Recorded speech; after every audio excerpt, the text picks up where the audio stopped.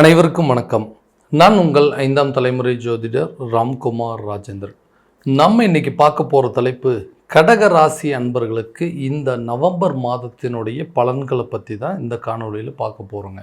இந்த ஆண்டுகோள்கள் என்று சொல்லக்கூடிய சனி பகவான் உங்களுடைய ராசிக்கு 9ஆம் இடமான மீன ராசியில் சஞ்சாரம் செய்கிறார். 8ஆம் இடத்தில் ராகு பகவானும் 2ஆம் இடத்தில் கேது பகவானும் சஞ்சாரம் செய்கிறார். இது ஆண்டுகோள்கள். இந்த குரு பகவான் கடந்த அக்டோபர் மாதம் 18ஆம் தேதி அதிசார பயிற்சியானது உங்களுடைய ராசிக்கு பயிற்சி அடைஞ்சிருக்கார். அப்போ குரு பகவான் உங்களுடைய ஜென்மஸ்தானத்தில் இருக்காருங்க. இந்த 3ஆம் தேதி சுக்கிர பகவான் கன்னி ராசியிலிருந்து துலாம் ராசிக்கும் 17ஆம் தேதி சூரிய பகவான் துலாம் ராசியிலிருந்து விருச்சக ராசிக்கும் பயிற்சி அடைய போகிறாருங்க. அப்போ செவ்வாய் பகவான் விருச்சக ராசியிலும் புதன் பகவான் துலாம் ராசியிலும் சஞ்சாரம் செஞ்சிட்ருக்கிறாங்க. ஸோ இது இந்த மாத கோள்கள் என்று சொல்லலாங்க. இந்த காலகட்டங்களில் கடக ராசி அன்பர்களுக்கு இந்த நவம்பர் மாதத்தின் வாழ்க்கையில் எந்த விதமான அற்புதங்கள் மற்றும் மேன்மைகளை கொடுக்க போகுது அப்படிங்கிறத இந்த காணொலியில் தெளிவாகவும் துல்லியமாகவும் பார்க்கலாங்க. நம்ம சேனலை ஃபஸ்ட் டைம் பார்க்குறவங்க தான் சப்ஸ்கிரைப் பண்ணிக்கோங்க. பெல் பட்டனை கிளிக் பண்ணி ஆல் அப்படிங்கிற ஆப்ஷன் கொடுத்துக்கோங்க. கடகராசி அன்பர்கள் சந்திர பகவானை அதிபதியாக கொண்டவர்கள், சுறுசுறுப்பான நபர்கள், எந்த ஒரு சூழலிலும் தன்னுடைய நிலையை மற்றவங்களுக்கு வெளிக்காட்டாத நபர்கள் அப்படின்னு சொல்லலாம். எல்லா சூழலையும் கரெக்டாக ஹேண்டில் பண்ண தெரிஞ்ச நபர்கள், சூழ்நிலைக்கு தகுந்தாற்போல் தன்னுடைய வாழ்க்கை நிலை மாற்றி அமைத்து கொள்ளக்கூடிய தன்மையை கொண்டவர்கள் இந்த கடகராசிக்காரர்கள். எந்த நிலையில் எப்படி இருக்கணும், வறுமையிலையும் சரி ஆடம்பரத்துலேயும் சரி செல்வாக்கு இருக்கும்போதும் சரி தன்னுடைய நிலையை ஒரே மாதிரி மெயின்டைன் பண்ணக்கூடியது. தங்கிட்ட இல்லை அப்படிங்கிறதும் தங்கிட்ட இருக்கிறதுங்கிறது எந்த சூழலும் மற்றவங்களுக்கு தெரியவே தெரியாது. ஏன்னா எல்லாத்தையுமே பார்த்து பார்த்து வளர்ந்த ஒரு நபர்கள், எல்லா சூழ்நிலையும் கடந்து வந்த நபர்கள் இந்த கடகராசிக்காரர் அப்படின்னு சொல்லுவாங்க.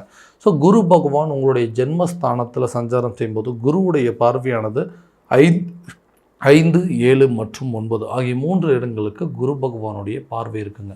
ஸோ ஜென்மஸ்தானத்தில் குரு சஞ்சாரம் செய்யும்போது இதுவரை உங்கள் தொழில் ரீதியாக நீங்கள் இழந்த இழப்புகளையும், அதாவது இழந்த சில பெயர்களை புகழையும் சமாளித்து வெல்லக்கூடிய ஒரு காலகட்டம் அப்படின்னே சொல்லுவாங்க. நிறைய விஷயத்தை இழந்துட்டேங்க, நிறைய அவப்பேரை சம்பாரிச்சிட்டேன், நிறைய லாஸ் பண்ணிட்டேங்க, என்கிட்ட எனக்கு இருந்த ஒரு நல்ல பேர் புகழ் மரியாதை அந்தஸ்து கௌரவம் எல்லாமே ஒன்றுமே இல்லாமல் போயிடுச்சுங்க. நான் நிறைய கஷ்டங்கள் அனுபவிச்சிட்டேன். இன்றைக்கி வரக்கூடிய காலகட்டங்களில் ஏதாவது சின்ன மாற்றங்கள் இருக்காதான் எதிர்பார்க்குற இந்த ராசிக்காரர்களுக்கு இந்த ஜென்மஸ்தானத்தில் இருக்கும்போது இழந்த பேர் புகழ் மரியாதை அந்தஸ்தை மீட்டெடுக்கக்கூடிய ஒரு காலகட்டம் அப்படின்னே சொல்லலாங்க. ஸோ நிறைய முயற்சிகள் பண்ணியிருப்பாங்க. அந்த முயற்சிகள் எதுவுமே எனக்கு வெற்றி அடைய மாட்டேங்குது, நிர்வாக திறமையும் பொறுப்புகள் தலைமை பண்பு வகிக்கக்கூடிய யோகங்கள் எல்லாமே இருந்து என்னுடைய பிஸ்னஸை கரெக்டான விதத்தில் என்னால் சரியாக ஹேண்டில் பண்ணவே முடியல. ஏன்னா நிறைய இடையூறுகளை சந்திச்சிட்டேன், நிறைய பிரச்சனைகளை பார்த்தாச்சுங்க. இந்த பிஸ்னஸ் பண்ணுறதுக்கு லாய்க்கு இல்லை அப்படிங்கிற அளவுக்கு சில பேர்களை வாங்கியாச்சு. ஆனால் ஒரு காலத்தில் நல்ல ஒரு நேம் இருந்ததுங்க. ஓகே, இவங்க பண்ணக்கூடிய பிஸ்னஸ் இன்றைக்கி யாராலையும் பண்ண முடியாது, இவங்களால மட்டும்தான் இதை பண்ண முடியும்னு சொன்ன அதே நபர்கள் இன்றைக்கி எல்லாத்தையும் நல்லா பண்ணிகிட்டு இருந்தார், என்னாச்சுன்னே தெரியல, திடீர்னு இப்படி ஆகிட்டார் அப்படின்னு சொல்லக்கூடிய அந்த நிலை அப்படிங்கிறது மாறும். புதிய தொழிலை தொடங்குவாங்க, தொழிலில் நிறைய மாற்றங்கள், ஒரு தொழிலை முடிக்க அதாவது செய்ய முடியலன்னு சொல்லி விட்டுட்டு போனவங்க புதுசாக ஒரு தொழிலை தொடங்கி அதில் சாதித்து காட்டக்கூடிய ஒரு காலகட்டம் அப்படிங்கிறது கண்டிப்பாக இருக்க போகுது. எதையெல்லாம் இழந்தீங்களோ அதெல்லாம் மீட்டெடுப்பீங்க. ஒரு அதிர்ஷ்டம் அப்படிங்கிறது உங்களுக்கு இருக்க போதுங்க. அந்த அதிர்ஷ்டத்தின் மூலமாக நீங்கள் உங்களுடைய புகழுடைய உச்சிக்கே செல்லக்கூடிய ஒரு காலகட்டமாக இருக்க போகுது. வேலையில் இருக்கக்கூடிய நபர்கள் நிறைய வேலை தேடிட்டேங்க, எல்லா வேலையும் கிடைக்கிற மாதிரி இருக்குது, கூப்பிட்றேன்னு சொல்கிறாங்கன்னா இந்த வேலையும் கிடைக்க மாட்டேங்குதுங்க. நிறைய இன்டர்வியூஸ் அட்டன் பண்ணிட்டேன், நிறைய போகாத இடத்துக்குலாம் போய்ட்டு இருந்தாச்சு, நிறைய ரெஃபரன்ஸ் பார்த்தாச்சுங்க, ஆனால் எதுவுமே எனக்கு சரியான விதத்தில் அமையலை. நிறைய பேர் ஒர்க் பண்ணிகிட்ருக்கோங்க, இந்த இடத்துல இருந்து வேறு ஒரு இடத்துக்கு மாறணும்னு நினச்சிருக்கேன். ஏன்னா எனக்கு இந்த வேலை அப்படிங்கிறது செட்டே ஆகலைங்க, வழி இல்லாமல் ஃபினான்ஷியல் சுச்சுவேஷனுக்காக இந்த வேலையை செய்கிற மாதிரி இருக்குது, நான் எதிர்பார்த்த ஒரு வேலை அப்படிங்கிறது கிடைக்காதா, அதே போல் இந்த வேலை விஷயமாக வெளியூர் அல்லது வெளிநாடு பயணங்கள் மேற்கொள்ள முடியாதா, வேலை ஃபாரினில் போய் கொஞ்ச நாள் வேலை பார்த்துட்டு வந்தவங்க கூட இந்த பிரச்சனை எல்லாத்தையுமே தீர்த்தலான்னு எதிர்பார்த்துட்டு இருக்கவங்களுக்கு கண்டிப்பாக ஒரு நல்ல வாய்ப்பு அப்படிங்கிறது இருக்க போது. புதிய வேலை அப்படிங்கிறது கிடைக்குங்க, வேலையில் நல்ல ஒரு மாற்றம் அப்படிங்கிறது இருக்கும், அரசு சம்மந்தப்பட்ட அனுகூலங்கள் அப்படிங்கிறது இருக்க போகுதுங்க. வேலை ரீதியாக வெளியூர் மற்றும் வெளிநாடு சம்மந்தப்பட்ட பயணங்கள் அப்படிங்கிறது மேற்கொள்ளுவீங்க. ஒரு வெளிநாட்டில் போய் கொஞ்ச நாள் ஒர்க் பண்ணணும்னு நினச்சி ஃபாரின் சம்மந்தப்பட்ட ஜாப் ஆப்பர்ச்சுனிட்டி எதிர்பார்க்குறவங்களுக்கு கண்டிப்பாக ஒரு நல்ல அதிர்ஷ்டம் அப்படிங்கிறது இருக்க போது. வெளியூர் அதாவது கடல் கடந்த பயணங்களை மேற்கொள்ளக்கூடிய ஒரு காலகட்டமாக இருக்க போதுங்க. திருமணம் சம்மந்தப்பட்ட தடைகள், திருமணம் அப்படிங்கிறது ஒரு விஷயம் எங்களுக்கு நடக்குமா நடக்காது. ஏன்னா எல்லா விஷயத்தையுமே வந்து நானே ஒன்று ஒன்று பார்த்து பண்ணிகிட்ருக்கேன். எனக்கு எதிர்பார்ப்புகள் அப்படிங்கிறதுல எல்லா இடத்துலையும் அட்ஜஸ்ட் பண்ணி போகிறதுக்கான கெப்பாசிட்டி அப்படிங்கிறது இருக்குது. என்னுடைய குணமே அதுதாங்க. நான் எல்லாத்தையும் சரி பண்ணிடுவேன். ஆனால் ஒவ்வொருத்தரும் அவங்களுடைய எதிர்பார்ப்புனாலேயே நம்மளை வந்து நிராகரிக்கக்கூடிய சூழல் அப்படிங்கிறது இருக்குது. எல்லாத்தையும் அட்ஜஸ்ட் பண்ணி போகக்கூடிய ராசிக்காரன் ஆனால் எனக்கு வரக்கூடிய ஒரு வாழ்க்கை துணை நல்லபடியாக இருக்கணும், நான் எதிர்பார்த்தபடி இருக்கணும் அப்படிங்கிறது நினைக்கிறோம். ஆனால் அவங்களுடைய எதிர்பார்ப்புகளுக்கு தகுந்த ஆள் நான் இல்லை அப்படிங்கிற மாதிரியே நிறைய லைன்ஸ் என்னை வந்து விட்டுட்டு போகுதுங்க. நான் எதிர்பார்த்த ஒரு லைஃப் அப்படிங்கிறதும் சரியான விதத்தில் போகலை. நான் விருப்பப்பட்டேங்க இந்த மாதிரி ஒரு வாழ்க்கையை வந்து அமையணும் அப்படின்னு சொல்லி ஒரு பொண்ணை வந்து விருப்பப்பட்ட, இல்லை ஒரு பையனை வந்து ஆசைப்பட்டோம், லவ் பண்ணிகிட்டு இருந்தாங்க. அந்த லவ் அப்படிங்கிறதும் சக்ஸஸ் இல்லாமல் இன்றைக்கி அதுவும் வந்து ஃபெயிலியர் ஆகக்கூடிய சூழல் அப்படிங்கிறது இருக்குது. ஸோ திருமணம் அப்படிங்கிறது ஒன்று நடக்குமா, நான் ஆசைப்பட்ட வாழ்க்கை எனக்கு கிடைக்கல, அட்லீஸ்ட் எனக்கு வரக்கூடிய வாழ்க்கையாவது நான் ஆசைப்பட்ட மாதிரி இருக்குமான்னு எதிர்பார்க்குறவங்களுக்கு திருமணம் சம்மந்தப்பட்ட தடைகள் அப்படிங்கிறது விலகுங்க. கண்டிப்பாக கூடிய விரைவில் திருமண யோகம் அப்படிங்கிறது கட்டாயம் இருக்க போகுது. ஏன்னா இந்த குரு பகவானுடைய பார்வை 7ஆம் இடம் கலசரஸ்தானத்தில் படும் பொழுது இந்த மனைவி சம்மந்தப்பட்ட யோகம், திருமணம் சம்மந்தப்பட்ட பாக்கியங்கள் அப்படிங்கிறது கண்டிப்பாக கை கொடுங்க. கணவன் மனைவிக்கிடையே இருக்கக்கூடிய கருத்து வேறுபாடுகள் அப்படிங்கிறது கண்டிப்பாக விலக போகுது. ஏன்னா எல்லா இடத்துலையும் விட்டு கொடுத்து போகக்கூடிய தன்மை அப்படிங்கிறது எனக்கு ஜாஸ்தியாகவே இருக்குங்க. எல்லாத்தையும் அட்ஜஸ்ட் பண்ணி போயிட்டு இருந்தானா இன்றைக்கி என்னால் வந்து எதுவுமே சரியான விதத்தில் பண்ண முடியல.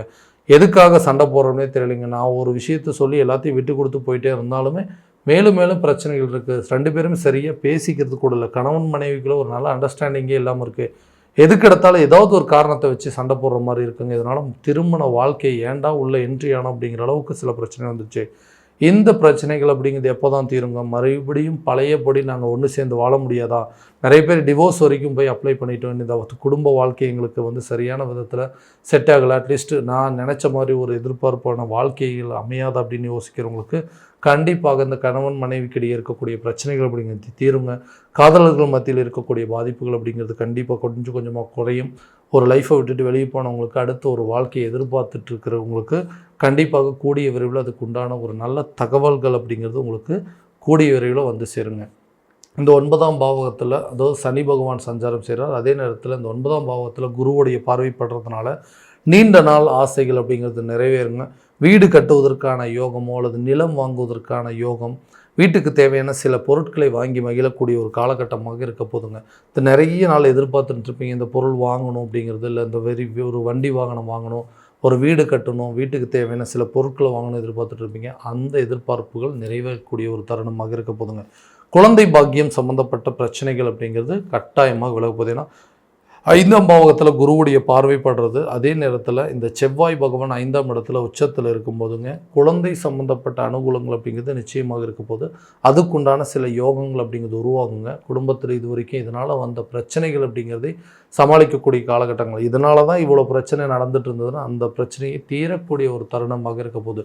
நிலம் சம்மந்தப்பட்ட யோகமோ, கட்டிடம் சம்மந்தப்பட்ட யோகமோ, சகோதரர் சம்மந்தப்பட்ட சில பாக்கியங்கள், இது வரைக்கும் அண்ணன் தம்பிங்க மத்தியில் குடும்பத்தில் வந்து இருந்தக்கூடிய பிரச்சனைகள் அப்படிங்கிறது தீருங்க. நீண்ட நாள் ஆசை நிறைவேறுங்க. ஒரு இடத்த வாங்குவீங்க, அதே இடத்துல வீடு கட்டுறதுக்கான முயற்சியோடு இடம் வாங்குவதற்கான யோகம் அப்படிங்கிறது கட்டாயமாக இருக்க போகுது. ஆரோக்கிய ரீதியாக இதுவரை இருந்து வந்த தடைகள் அப்படிங்கிறது விலகுங்க. ஸோ ரொம்ப நாளாக வந்து ஹெல்த் இஷ்யூ அப்படிங்கிறது இருந்துகிட்டே இருக்குங்க.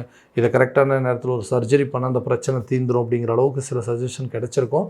அந்த பிரச்சனைகள் இந்த காலகட்டங்களில் தீருங்க. ரொம்ப நாள் தீராத சில பிரச்சனைகள் கூட கரெக்டான விதத்தில் மருத்துவம் ரீதியாக அந்த ஆரோக்கிய குறைபாடுகள் அப்படிங்கிறது உங்களை விட்டு விலக போகுது. ஆரோக்கியத்தில் நல்ல ஒரு மேன்மை அப்படிங்கிறது இருக்குங்க. இது வரைக்கும் இருந்த வந்து குழப்பங்கள் அப்படிங்கிறது தீரும். மருத்துவ ரீதியாக நீங்கள் எடுக்கக்கூடிய ஒவ்வொரு முயற்சிகளும் உங்களுக்கு ஒரு நல்ல பலன் அப்படிங்கிறது கொடுக்கும். பூர்வீக சொத்துக்கள் உங்கள் கைக்கு வந்து சேருங்க. பூர்வீக சொத்துக்களில் இருந்த வில்லங்கங்கள் அப்படிங்கிறது தீருங்க. யாரெல்லாம் உங்களை வந்து எதிரியாக பார்த்தாங்களோ அவங்களே உங்கள்கிட்ட நண்பர்களாக மாறக்கூடிய ஒரு காலகட்டமாக இருக்க போகுது.